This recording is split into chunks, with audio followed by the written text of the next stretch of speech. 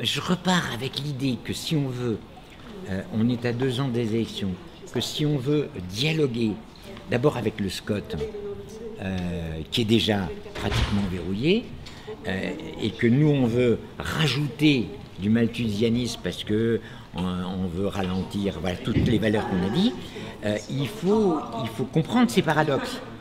Il ne faut pas créer de la rareté qui va faire monter les prix et qui va empêcher les jeunes.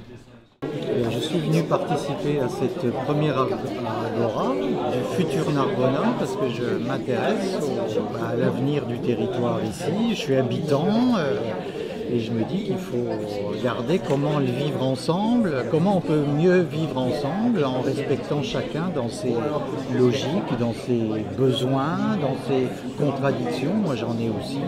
Voilà comment on fait pour mieux vivre ensemble et stopper peut-être cette juxtaposition, là, un peu comme des tuyaux d'orgue, chacun joue sur son tuyau, comment on en fait un instrument ici, donc on construit n'importe où, n'importe comment, on se déplace chacun n'importe comment, enfin voilà, comment on peut faire mieux, j'allais dire avec moins. C'est d'ailleurs ça l'objectif de Futur Narbonnat, c'est pas que tout le monde devienne adhérent de tel ou tel... il y a des gens qui ont pris la parole ici, de Vélocité, de Éclat, de que sais-je moi, de la Sagne. Donc comment chacun peut continuer à cultiver son jardin, mais qu'au bout du compte, on ait une alimentation pour tout le monde, en quelque sorte. Voilà, comment on fait ça et comment on est capable après de s'adresser aux élus, non pas dans une espèce de guerre de tranchées, en disant c'est nous qui avons raison et vous, mais comme les élus c'est des habitants comme nous, donc comment on améliore ensemble en comprenant un peu les enjeux. On avait repris un proverbe qu'on aime bien, africain, qui dit si tu fais quelque chose pour moi et que tu le fais sans moi, tu le fais contre moi. Voilà la question. Comment on peut être associé à ce qui se passe, à ce qui se décide, en comprenant un peu pourquoi il y a eu telle ou telle décision, pourquoi il y a telle ou telle réglementation, et comment je fais.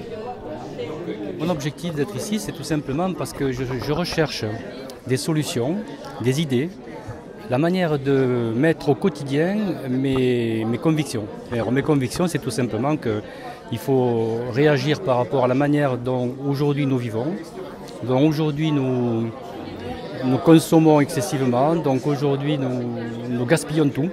Et ça me gêne beaucoup. Je suis peut-être de naturel depuis toujours économe. Et là, je vois des écarts et des dérapages qui ne me plaisent pas.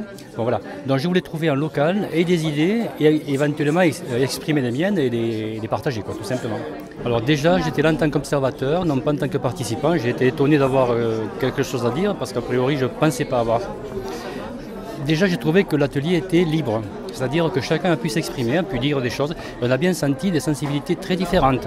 Bon, personnellement, j'ai parlé que des vélos, parce que c'est ce qui m'intéressait aujourd'hui de développer à Narbonne, en pensant qu'en local, on peut faire ce genre d'aménagement sans trop de dérangement pour les autres, sans trop d'investissement, sans trop de dégâts à côté. Ça va bien dans le sens de ce que j'espérais, ça veut dire qu'on va réfléchir et faire des propositions en local sur des solutions pratiques, mais liées à des grands thèmes. Ça veut dire qu'à la limite, au bout, on va pouvoir les relier, toutes nos propositions de nos tables différentes, les relier toutes ensemble, ces idées-là, dans un seul thème.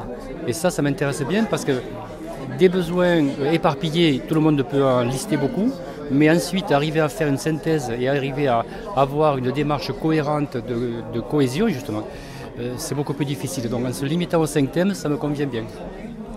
Voilà.